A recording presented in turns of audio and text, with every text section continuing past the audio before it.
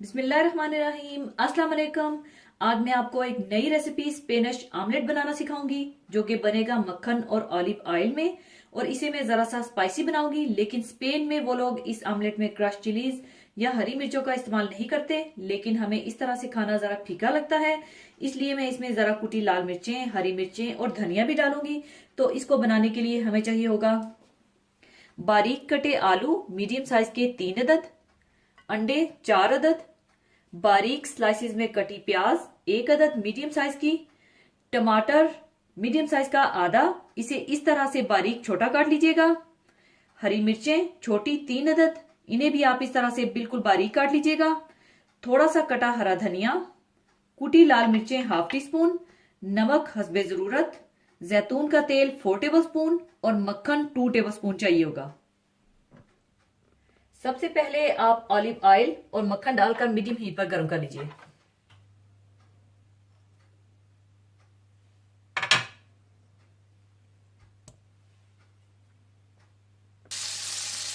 फिर इसमें आलू डालकर पकाएं जब तक कि आलू अच्छी तरह से गल जाए और हल्के से ब्राउन होने लगे, और ऊपर थोड़ा सा नमक डाल दीजिएगा।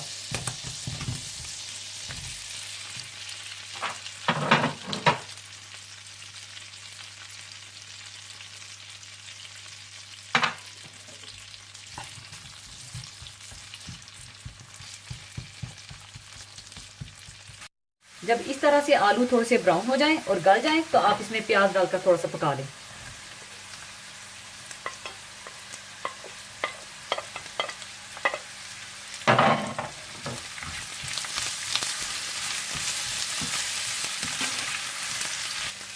और दूसरी तरफ आप अंडों को फेंट कर रख लें।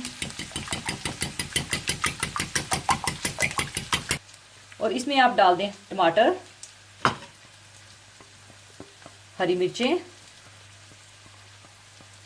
हरा धनिया,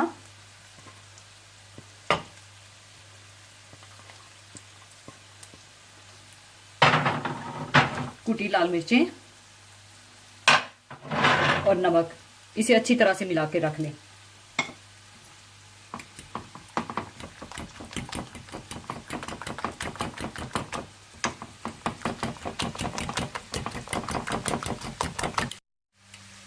और जब प्याज भी थोड़े से पक जाएं तो ऊपर आप अंडा डाल दें।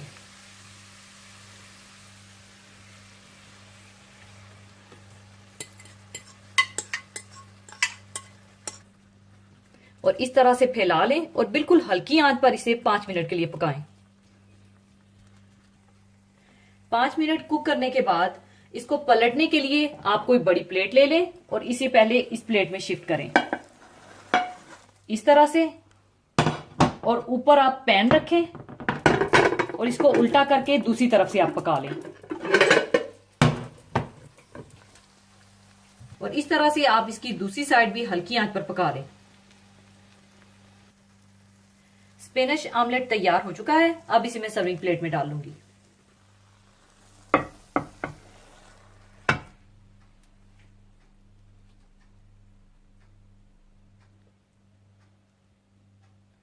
आप चाहें तो इसे इस तरह से काट लें।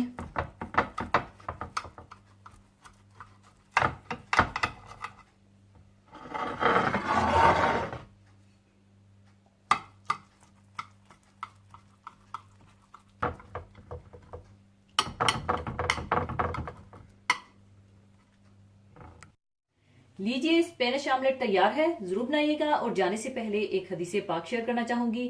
हदीसे पाक इस तरह से है।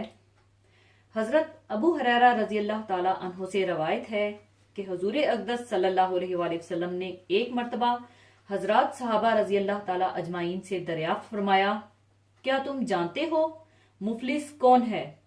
सहाबा रजी अल्लाह ताला अजमाइन ने अर्ज किया, हम तो मुफलिस उसे समझते हैं जिसके पास दिरहम ना हो और मालो असबाब ना हो। आप सल्लल्लाहु अलैहि वसल्लम ने फरमाया, बिलाशुबा मेरी उम्मत में मुफलिस वो है जो कयामत के दिन नमाज, रोजे और ज़कात लेकर आएगा, और उस हाल में आएगा कि किसी को गाली दी होगी और उसे तोहमत लगाई होगी, एक का माल खाया होगा, दूसरे का खून बहाया होगा और किसी को मारा होगा। लिहाजा उसकी नेकियां कुछ उसको दे दी जाएंगी और कुछ इसको दे दी जाएंगी। बस अगर इसकी नेकियां लोगों के हुकूक अदा होने से पहले खत्म हो गईं, तो उन लोगों के गुनाह इसके साथ डाल दिए जाएंगे, फिर इसे दोज़ख में डाल दिया जाएगा।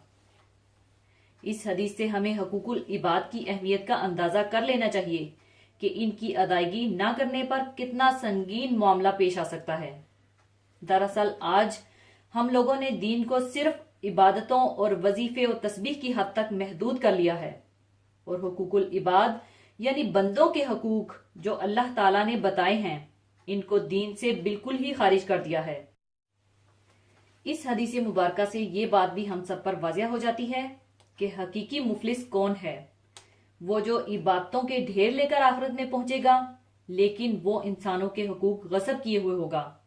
जाहिर है वहां रुपए पैसों से तो हिसाब किताब बराबर नहीं होगा, क्योंकि वहां की करेंसी तो नेकियां हैं, और दुनिया में जिन लोगों पर जुल्म किया होगा और उनके हुकूक पामाल किए होंगे, इनको अपनी नेकियां देनी होंगी।